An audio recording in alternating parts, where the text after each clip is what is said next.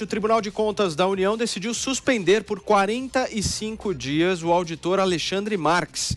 Ele é suspeito de produzir um relatório falso que apontava que metade dos óbitos por Covid-19 registrados por estados e municípios teriam sido fictícios. Durante a suspensão, o auditor não receberá o seu salário. O levantamento chegou a ser divulgado pelo presidente Jair Bolsonaro como sendo um relatório oficial do TCU. O auditor negou ter relações com a família Bolsonaro, mas admitiu que seu pai mantém contato com o presidente. Ele também confirmou que o pai, Ricardo Marques, foi indicado para o cargo de gerente executivo de inteligência na Petrobras. Eu me lembro muito bem desse caso, a gente comentou aqui no 3 em 1, Serrão. E como é que você vê aí esse afastamento? Justo?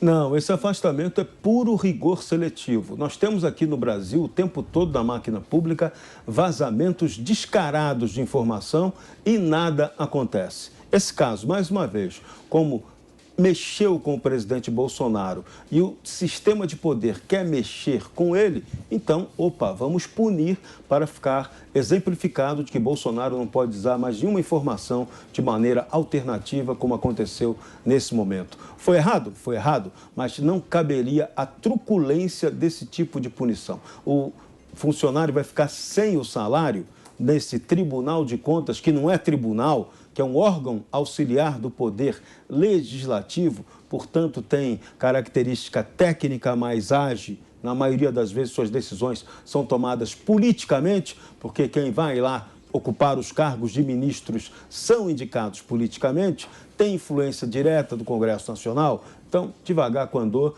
que a democracia falsa do Brasil não está aguentando mais tanta demagogia. Constantino, esse auditor produziu um relatório que era falso, né? O próprio presidente da República teve que voltar atrás na época. Como é que é? É um servidor público, na sua avaliação, ele não deveria ser afastado? Não, eu concordo com o Serrão, inclusive porque nós temos várias prerrogativas aí do TCU agindo de maneira absolutamente politizada, mas quando é a favor da esquerda, está tudo bem. Mas eu acho que o episódio em si é infeliz do que foi feito, obviamente, né? Não foi uma coisa bonita, mas o que eu acho mais importante para o debate, Paulo, passou ao largo de tudo isso, que é exatamente aquela narrativa vigente de quem morreu com Covid ou de Covid. E era isso que o presidente estava, de certa forma, querendo provocar, me parece. Né? Então, até hoje, nós não temos essa clareza, porque o debate foi interditado. E veja como dá para traçar um paralelo. Né? Hoje em dia, infelizmente, tem gente morrendo com vacina. Então, como é que fica a narrativa ou a estatística? Morreu de vacina ou morreu apesar da vacina? Então, era exatamente essa tentativa de que alguns queriam levar para o debate na época. Olha, está todo mundo aí inflando o número, o cara tem 93 anos de idade, 5 comorbidades, morreu de Covid. Calma, vamos debater a sério para entender melhor a ciência. Né? E isso era impedido pela turma de lá, né? Pela turma da esquerda. E eu acho que esse documento que o presidente divulgou de forma equivocada tinha pelo menos esse nobre intuito. E não adiantou nada, porque continuaram com o Renan Calheiros com as plaquinhas, fazendo pura demagogia em nome da ciência. Bruna, como é que você vê? Ele produziu um relatório falso. Na sua avaliação, você acha que ele deveria continuar como auditor?